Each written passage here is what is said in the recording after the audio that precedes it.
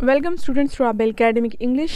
आज की इस वीडियो में मैं आपके साथ एक टॉपिक शेयर करूंगी जिसके नाम है audience analysis in technical writing. Audience analysis के बारे में मैं ऑलरेडी एक वीडियो अपलोड कर चुकी हूं। ये जो वीडियो है ये इस बारे में है कि टेक्निकल राइटिंग में जो है ऑडियंस एनालिसिस की क्या इंपॉर्टेंस है और कैसे होती है। तो सबसे पहले मैं आपको बताऊँगी कि टेक्निकल राइटिंग क्या होती है। Technical writing intends to direct and instruct the readers or to explain something to them. Technical writing जो है वो पर्पसफुल राइटिंग होती है जिसका कोई इस्तेमाल होता है। वो क्या करती है, वो रीडर्स को जो है डायरेक्ट करती है, उनको कुछ हिदायत देती है, उसको कुछ समझाती है। एंड इंस्ट्रक्ट द रीडर्स, उनको इंस्ट्रक्ट करती है, उनको समझाती है, उनको कोई तरीका बताती है। और to explain something to them, या उनको कोई चीज़ जो है वो एक्सप्लेन करती है। इसकी एग्जांपल से जो है वो ज़्यादा क्लियर होगा। Examples of technical writing include reports, इसमें रिपोर्ट्स शामिल है, business proposals, job applications, resumes, product descriptions and specifications, memos और डेटा शीट्स। ये तमाम जो है एग्जाम्पल्स है टेक्निकल राइट की। इसमें लिटरेचर नहीं है, जैसे पोइट्री है या शॉर्ट स्टोरीज़ है या पोइम्स हैं, वो चीज़ें नहीं हैं। ठीक है, वो चीज़ें जैसे हम दूसरे उसमें कहते हैं कि इसमें प्रैक्टिकल गुड होता है, जिसका कोई जो है यूज़फुलनेस होती है। ऑफ कोर्स लिटरेचर की भी यूज़फुलनेस है, लेकिन ये जो है इमीडिएट कोई किसी ख़ास पर्पज़ के लिए लिखा जाता है। जैसे रिपोर्ट्स होती हैं, जैसे बिजनेस फॉर्म्स में रिपोर्ट्स लिखे जाते हैं, प्रपोजल्स बिजनेस होते हैं, जॉब एप्लीकेशन बहुत क्लियर है, रिज्यूमे तकरीबन वही चीज़ है जो CV होती है। ठीक है, हम जॉब के लिए अप्लाई करते हैं तो CV या रिज्यूमे बनाते हैं और उसको जो है लेके जाते हैं। प्रोडक्ट डिस्क्रिप्शंस का मतलब है अगर कोई चीज़ जो है, कोई भी चीज़ है वो बनी हुई है, ठीक है, जैसे कोई दवाई है, कोई मशीन है, कोई इक्विपमेंट है, तो उसके एक बुकलेट उसके साथ होता है जिसमें डिस्क्रिप्शन लगी होती है कि ये मशीन जो है इसको आप किस तरह इस्तेमाल कर सकते हैं। स्पेसिफिकेशंस, इसमें क्या क्या स्पेसिफिकेशन है, जिस तरह मोबाइल फ़ोन है, ठीक है, तो कैमरा कौन सा है और मुख्तलिफ इसमें जो है जो ऐप्स हैं वो क्या क्या हैं। मेमोज़ भी जो है बिजनेस फर्म्स में इस्तेमाल किए जाते हैं, कोई भी जो है किसी को याद दहानी कराने के लिए या कोई भी इंस्ट्रक्शन देने के लिए। डेटा शीट्स का मतलब मुख्तलिफ शीट जिस पे कोई डेटा वगैरह होता है। तो ये तमाम जो है टेक्निकल राइटिंग की एग्जांपल्स हैं। अब हम ये पढ़ेंगे कि ऑडियंस एनालिसिस मुख्तसरन पढ़ेंगे कि क्या है और टेक्निकल राइटिंग में इसकी क्या अहमियत है। Audience analysis means to know the audience. Audience analysis का मतलब है ऑडियंस को पहचानना, ऑडियंस को जानना। In technical writing it simply means to know who are the readers of the technical document. तो टेक्निकल राइटिंग में इसका सिंपल ये मतलब है कि जिनके लिए आप टेक्निकल डॉक्यूमेंट लिख रहे हैं, जो रीडर्स हैं, उनको जानना वो कौन है। तो ये फिर ऑडियंस एनालिसिस हुआ टेक्निकल राइटिंग में। इन टेक्निकल राइटिंग में इट सिंपली मीन्स, सिंपल इसका मतलब है to know who are the readers of the technical document, कि टेक्निकल डॉक्यूमेंट जो आप लिख रहे हैं उसके रीडर्स कौन हैं। And gathering information about them, और उनके बारे में जानना, इन्फॉर्मेशन इकट्ठी करना, ये ऑडियंस एनालिसिस है टेक्निकल राइटिंग में। Audience analysis is important in all kinds of writing but in technical writing it is essential. Audience analysis हर किस्म की राइटिंग में ज़रूरी है, लेकिन टेक्निकल राइटिंग में ये एक मस्ट है, ये इसेंशियल है, उसके बगैर आप डॉक्यूमेंट लिख ही नहीं सकते। The content, style, language and vocabulary of technical writing depends on the type of intended readers. जो आपके टेक्निकल राइटिंग है, जो डॉक्यूमेंट है, उसका कंटेंट मतलब उसमें जो चीज़ शामिल है, उसके लिखने का स्टाइल, उसकी लैंग्वेज, उसके वर्ड्स, वोकैबुलरी, जो वर्ड्स आपने यूज़ किए हैं, वो तमाम इस पर डिपेंड करता है कि आपके इंटेंडेड रीडर्स क्या है। इंटेंडेड का मतलब जो आप इरादा रखते हैं कि जिसके लिए मैं लिख रहा हूँ, तो वो लोग कौन है वो जानना बहुत ज़रूरी है।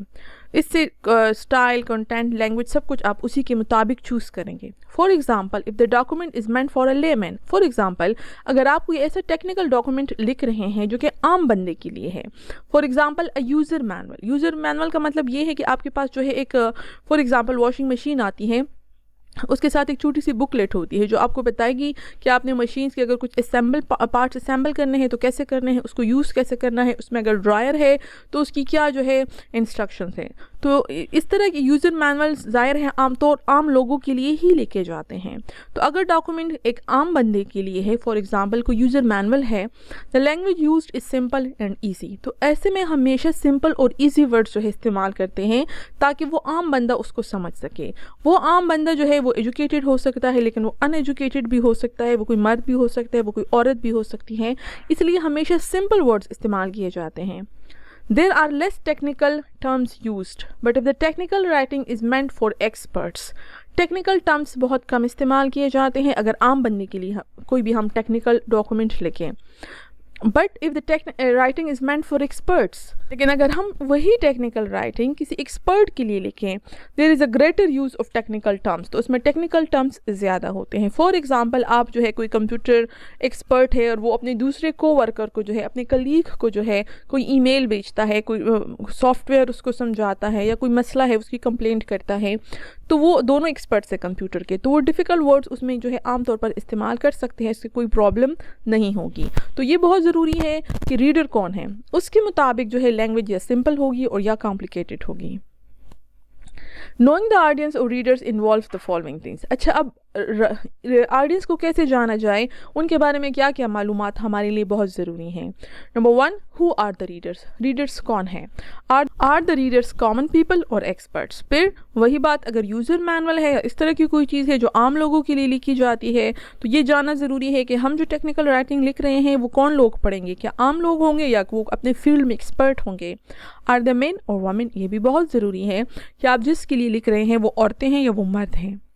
are they teenagers or adults؟ کیا وہ ٹین ایجرز ہیں یا اڈلٹس ہیں، ان کی عمر کیا ہے، کیا بچے ہیں، کیا بڑے ہیں، یا ٹین ایجرز ہیں. what country do they belong to؟ یہ بھی ضروری ہے کہ ہمیں پتہ ہو کہ وہ کس ملک سے تعلق رکھتے ہیں، وہ ایشینز ہیں، وہ افریقنز ہیں، وہ یورپین ہیں، تو اسی کے مطابق جو ہے ہم اسی اسٹائل میں ہم لکھیں گے.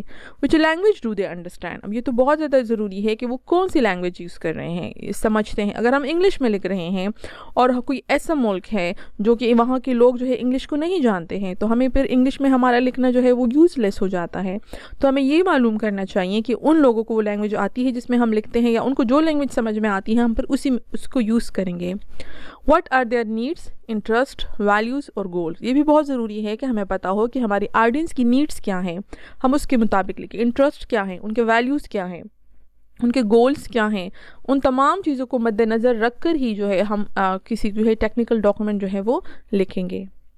Information about the readers can be gathered from various sources. اب یہ انفارمیشن ہم کیسے حاصل کریں؟